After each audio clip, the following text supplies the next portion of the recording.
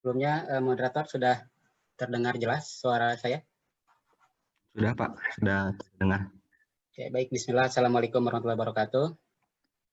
Alhamdulillah kita bisa ketemu di media Zoom ini. Pertama saya ucapkan banyak terima kasih kepada panitia dan juga kepada Ibu Bapak yang sudah menyempatkan hadir. Tidak lupa juga kita selalu panjatkan syukur kepada Allah Subhanahu wa taala sampai dengan saat ini kita senantiasa diberikan kesehatan hingga kita bisa menikmati berkumpul dengan keluarga dan hari Ahad ini kita bisa bertemu di sini ya.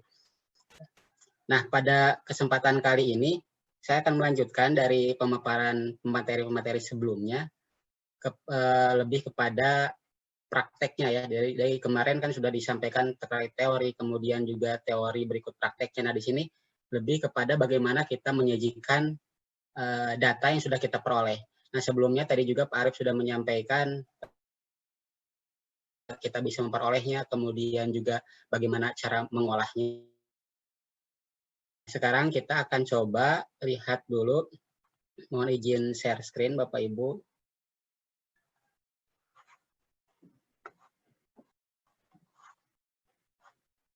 Nah, ini mungkin ya diagram alirnya. Nah, seperti ini.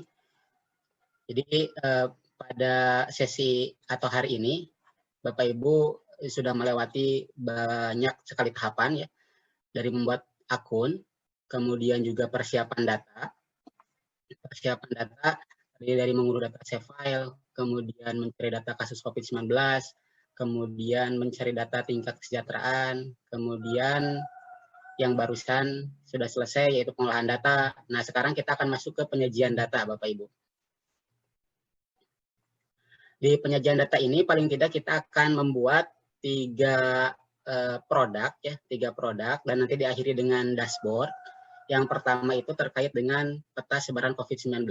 Nanti tahapannya kita akan melakukan input data, kemudian simbologi data atribut yang akan divisualisasikan, kemudian juga menampilkan label, kemudian menambahkan link, dan menyimpan peta. Dan yang kedua, kita akan membuat web map terkait peta keluarga sejahtera berdasarkan tingkat desil. Nah, desil ini merupakan pengelompokan dari dinas sosial ya terkait keluarga sejahtera. Karena kan ada perhitungan persentil, kuartil. Nah, desil ini biasanya pengelompokan 10%-an. Nah, di sini nanti kita akan membuat melalui konten ya, kemudian input layer, kemudian juga memilih atributnya, kemudian menyusun dan mengubah nama label, kemudian melakukan simbologi, menampilkan label, dan menyimpan peta. Dan yang ketiga, kita akan buat peta prioritas distribusi bantuan sosial. Yang pertama, ada input layar juga, kemudian nanti ada simbologi dan atribut yang akan divisualisasikan, kemudian menampilkan label, dan menyimpan peta. Yang terakhir adalah pembuatan dashboard ya. Di tahapan ini, kita akan memilih web map yang telah dibuat, salah satunya yaitu terkait dengan peta sebaran COVID-19 di Provinsi Bali. Nanti kita mungkin akan melanjutkan dari data yang telah diolah tadi ya. Kemudian kita akan buat menjadi dashboard, kemudian menambahkan berbagai widget atau semacam tools dan feature-feature mungkin ya, dan URL sesuai kebutuhan. Kemudian juga menyimpan dan membagikan dashboard tersebut sehingga bisa diakses oleh publik. Nah, itu mungkin ya tahapan-tahapan dari sesi terakhir ini. Baik, Bapak Ibu. Sekarang kita akan coba praktekkan tahapan-tahapan yang sudah disusun oleh panitia yang melalui modul. Jadi Bapak Ibu nanti akan menyimak bagaimana saya melakukan tahapan-tahapan tersebut. Kita akan belajar bersama. Jadi kita belajar sama-sama Bapak Ibu. Kalau ada yang keliru nanti mohon dikoreksi.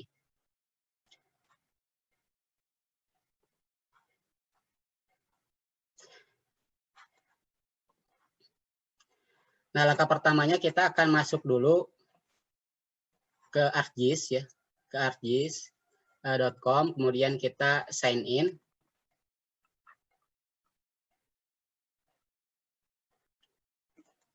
Nah, di sini kita masukkan akun yang sudah kita buat.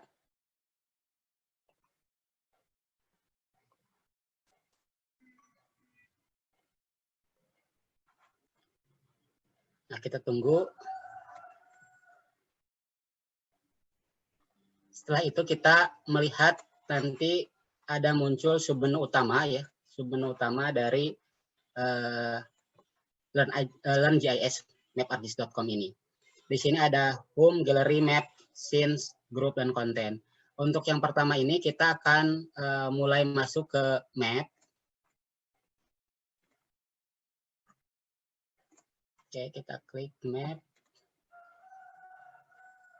Kemudian kita selanjutnya akan masukkan data yang telah diolah sebelumnya tadi. Dan Bapak Ibu juga saya kira sudah mendownload ya.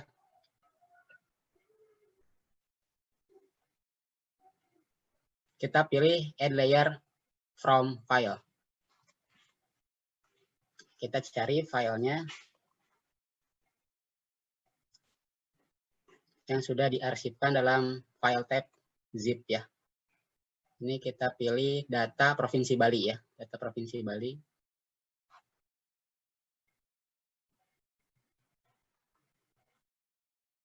Kemudian kita import layer.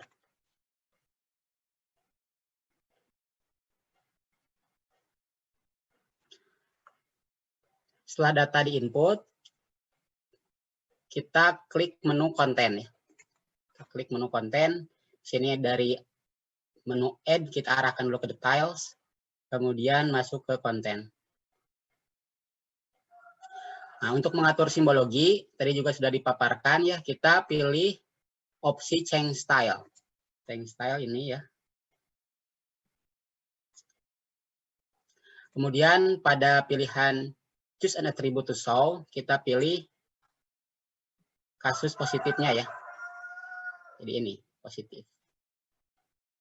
Kemudian setelah itu pada menu select drawing style, pilih count and amounts yang color, yang bawah ini ya. Color, kemudian klik options. Nah, selanjutnya setelah klik option, tampilan akan seperti ini ya Bapak Ibu. Kemudian kita klik simbol untuk mengubah warnanya. Pilih warna dan kemudian setelah kita pilih warna, kita pilih warna yang ini Bapak Ibu, kemudian klik OK. Nah, semakin tinggi persebaran COVID-19 ditunjukkan dengan semakin gelap gradasi warnanya ya. Kemudian setelah mengubah simbol, nanti tampilannya akan seperti ini Bapak Ibu, kemudian kita klik OK.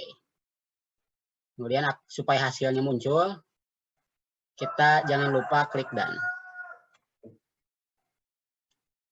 Nah, setelah itu, ini kan baru tampilan simbol warna, kita belum tahu wilayah administratifnya, kita tampilkan kota atau kabupaten yang ada di Bali pada tools ini Bapak Ibu. Tools ini, kemudian kita tampilkan create labels. Nah, di sini label feature-nya pastikan dicentang, kemudian teksnya ini ganti dengan layer kabupaten kota. Kemudian ini jenis hurufnya silakan bisa diatur. Ini di bold supaya lebih tegas. Kemudian ukuran hurufnya kita coba di 14. Kemudian halonya diaktifkan supaya lebih terlihat jelas gitu ya. Ininya warna putih halonya dengan ukuran 1 supaya tidak terlalu besar halonya. Kalau kita 10 malah jadi kurang bagus gitu ya kelihatannya. Karena pada prinsipnya kan kartografi itu harus memenuhi kaidah indah gitu ya. Indah sesuai aturan dan mudah dicerna informasinya. Nah, kemudian setelah itu kita lanjut ke menambahkan data-data yang tersedia di portal GIS seperti yang telah dijelaskan sebelumnya. Nah, untuk pelatihan ini kita akan menambahkan layer data rumah sakit rujukan rujukan COVID-19 dengan cara copy and paste link di bawah ini ke browser yang Anda gunakan. Ya, nanti di modul Bapak Ibu silakan dikopikan link yang sudah tersedia gitu ya. Kemudian masukkan ke add layer. Jadi untuk sementara tampilan seperti ini dulu.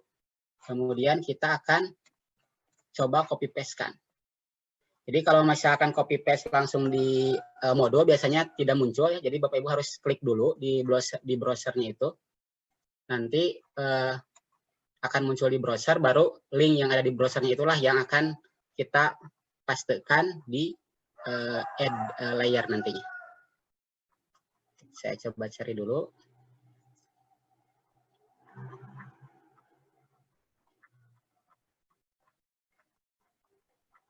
Nah, di sini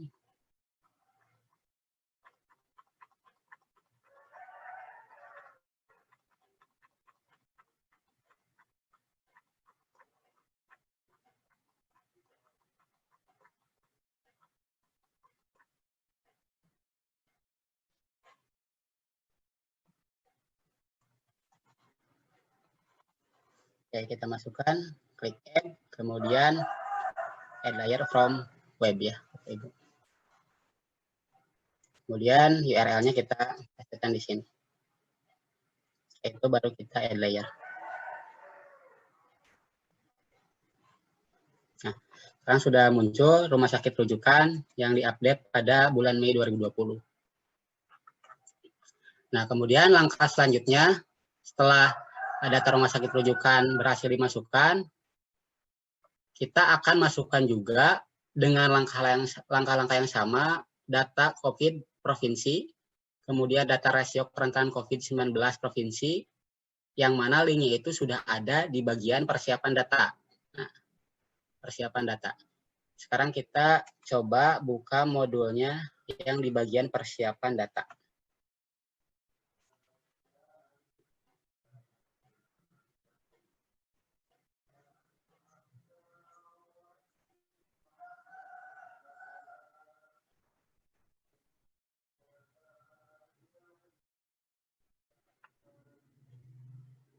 Nah, jadi data yang akan dimasukkan terdiri dari yang pertama jumlah tenaga medis, ya. Kemudian ada jumlah kasus COVID-19, kemudian rumah sakit rujukan sudah kita masukkan. Sekarang kita coba masukkan satu persatu.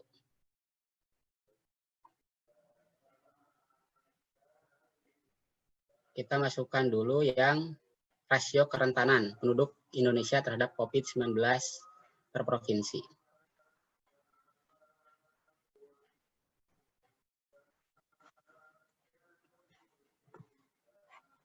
Kemudian kita tambahkan di add, kemudian add layer from web. Add layer.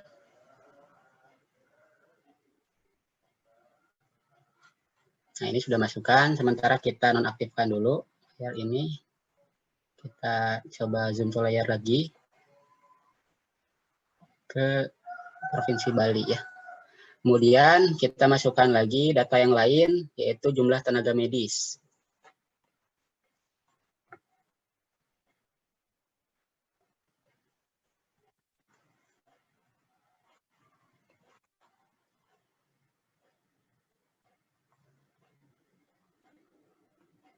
Oke. Kita pastikan di sini, kemudian add layer lagi. Nah, layar-layar yang sudah kita masukkan saya kira sudah cukup itu ya. Sudah cukup, nanti nah tampilannya akan seperti ini Bapak Ibu. Jadi nanti kita nonaktifkan. Kenapa kita masukkan layar-layar tadi? Karena ini kebutuhannya untuk nanti kita menyajikannya lewat dashboard. Oke, selanjutnya pada bagian choose attribute to show, pilih kasus positif ya.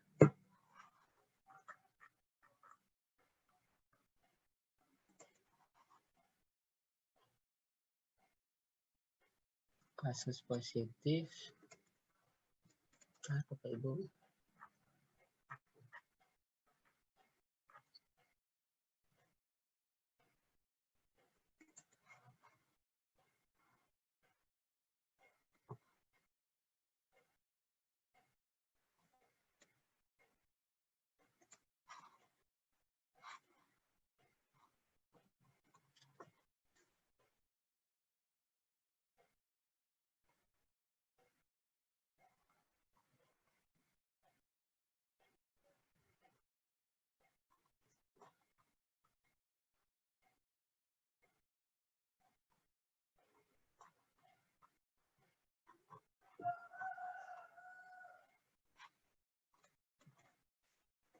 Oke, di sini kita coba klik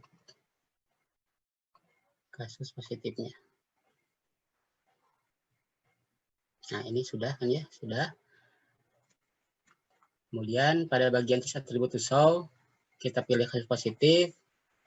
Kemudian tipe simbologinya, kita pilih tipe simbologi count and amount size di sini. Kemudian kita pilih options. Di sini kita bisa memilih simbol berdasarkan ukuran jumlahnya ya. Jadi semakin besar lingkaran ini maka jumlahnya itu semakin banyak, begitu juga sebaliknya.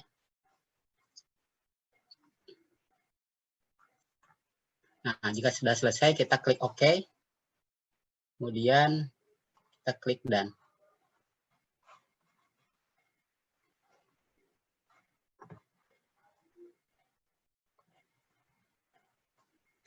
Nah, sebagai kebutuhan data ketika pembuatan dashboard, kita sudah masukkan beberapa informasi. Jadi ada statistik harian, kemudian nanti kita masukkan lagi mungkin statistik perkembangan COVID-19 Indonesia, kemudian setelah itu baru kita save. Nah, kalau statistik belum kita masukkan ya, kita sekarang coba masukkan statistiknya di modul halaman 28.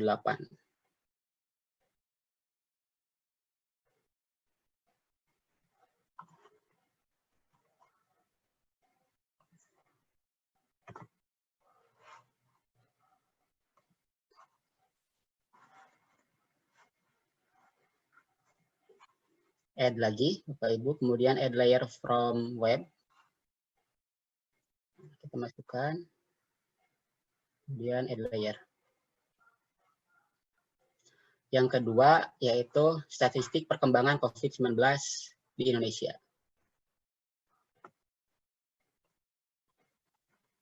Kita copy, setelah dibuka di browser, baru masukkan lagi ke add layer from web.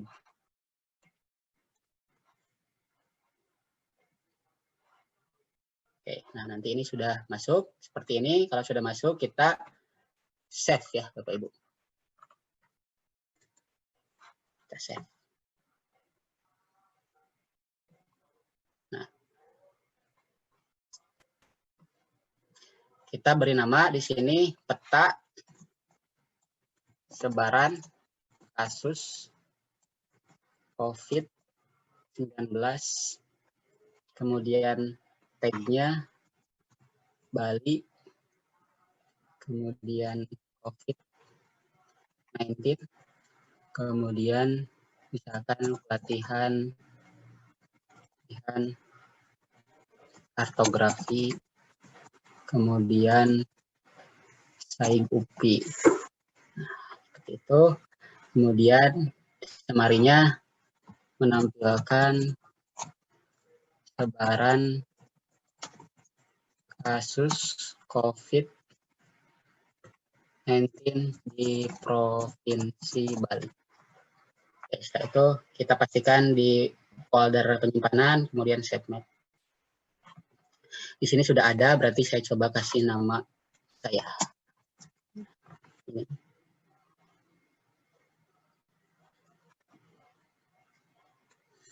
Nah, jadi seperti ini kasus sebarannya. Kita bisa melihat bahwa ternyata jumlah kasus persebarannya lebih banyak di Kota Denpasar, gitu ya. Dan di tempat-tempat lainnya nyaris ada yang tidak ada kasus positif, gitu ya. Nah, seperti ini.